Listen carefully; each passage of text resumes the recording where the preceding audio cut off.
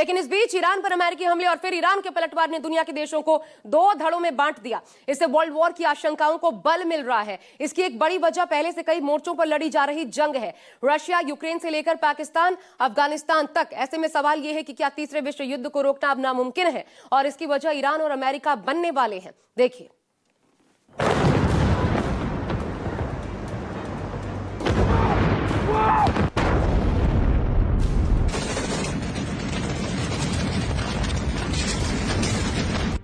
पांच मोर्चे पर छिड़ा युद्ध, कौन लड़ता किसके विरुद्ध।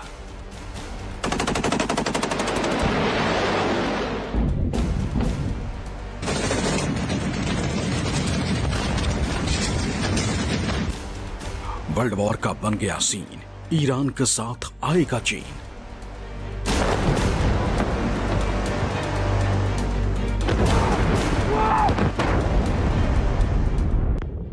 ईरान पर अमेरिका और इजराइल के हमले ने विश्व युद्ध की आशंकाओं को कई गुना बढ़ा दिया है, और इसकी वजह पहले से कई मोर्चे पर लड़ी जा रही जंग है। इस पर ईरान के पलटवार ने मामला और पेचीदा बना दिया है। World war confirm, Pakistan versus Afghanistan. हैरानी की बात यह है कि भारत के दो पड़ोसी देशों के मोर्चे पर ही युद्ध जारी है। एक तरफ जहां ईरान और अमेरिका आमने सामने और खाड़ी देश युद्ध की तरफ बढ़ रहे हैं, तो वहीं दूसरी तरफ पाकिस्तान और अफगानिस्तान के बीच भी जंग जारी है।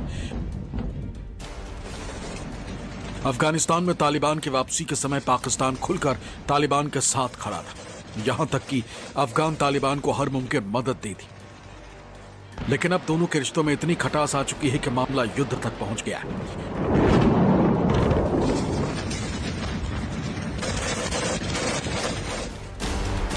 World war confirm, Israel versus Hamas. Israel मौजूदा समय में एक साथ तीन मोर्चों पर जंग लड़ रहा है। जहां इजराइल ने ताजा मोर्चा ईरान के खिलाफ खोला है, तो इससे पहले गाजा में हमास के खिलाफ जंग लड़ रहा है। हालांकि हमास के खिलाफ इजराइल को काफी हद तक कामयाबी मिल चुकी और हमास की टॉप लीडरशिप को इजराइल खत्म कर चुका है। इसके अलावा इजराइल ताजा हालात में हिजबुल्लाह के खिलाफ आक्रामक हुआ है। दरअसल ईरान पर हमले के बाद हिजबुल्लाह लड़ाके एक्टिव हुए और उन्होंने इजराइल पर रॉकेट दाग दिए, जिसके जवाब में अब इजराइल लेबनान में टारगेट हिट कर रहा है।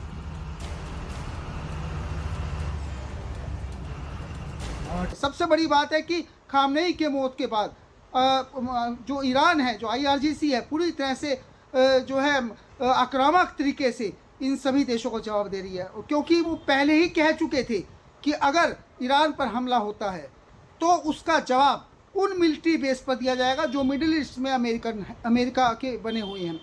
और सभी मिलिट्री बेस पर लगातार IRGC हमले कर रही है, उनको जवाब दे रही है। लगातार उनकी बैलिस्टिक मिसाइलें वहाँ पे गिराई जा रही हैं, ड्रोन से हमले किए जा रहे हैं।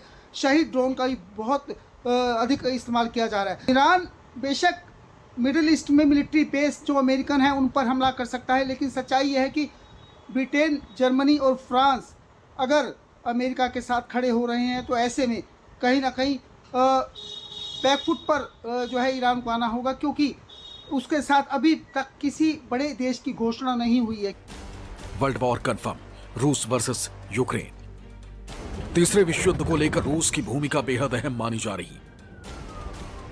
साथ ही चीन की भूमिका को लेकर भी चर्चा है। इसकी एक प्रमुख वजह है, दरअसल चीन और रूस अगर खुलकर ईरान के साथ खड़े हुए तो वर्ल्ड वॉर रोकना नामुमकिन हो जाएगा। लेकिन यहां तकनीकी समस्या भी है। रूस पहले से यूक्रेन के साथ युद्ध में बीते 4 साल से उलझा हुआ है। न तो रूस पूरी तरह यूक्रेन पर विजय हासिल कर सकता, न ही वहां के टॉप लीडरशिप को ही खत्म करने में कामयाब हुआ है। हथियारों की कमी और आर्थिक प्रतिबंध रूस के लिए सबसे बड़ी समस्या है। चीन वर्सेस ताइवान।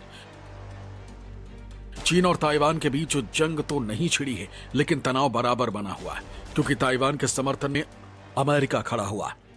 ऐसे में अमेरिका अगर ईरान के साथ इंगेज होता है और विश्व युद्ध के हालात बनते हैं, तो चीन इसका फायदा जरूर उठाना चाहेगा। जंग लड़ने के मूड में इथोपिया। रिपोर्ट्स के मुताबिक तिग्ने विद्रोहियों के खिलाफ कार्रवाई के नाम पर इथोपिया की सेना पश्चिमी बॉर्डर पर लामबंद हो रही। सेना की तैयारी युद्ध लड़ने की है, जिससे आने वाले वक्त में पूरे इलाके पर इसका कंट्रोल आसानी से हो जाए। इथोपिया की सेना तिग्ने विद्रोहियों से परेशान है। इथोपिया का कहना है कि इन विद्रोहियों को एरिट्रिया की सेना हथियार देती है। जिसके बूते ये इथोपिया में हिंसा कर दें। Bureau report, news 24। इस बीच एक और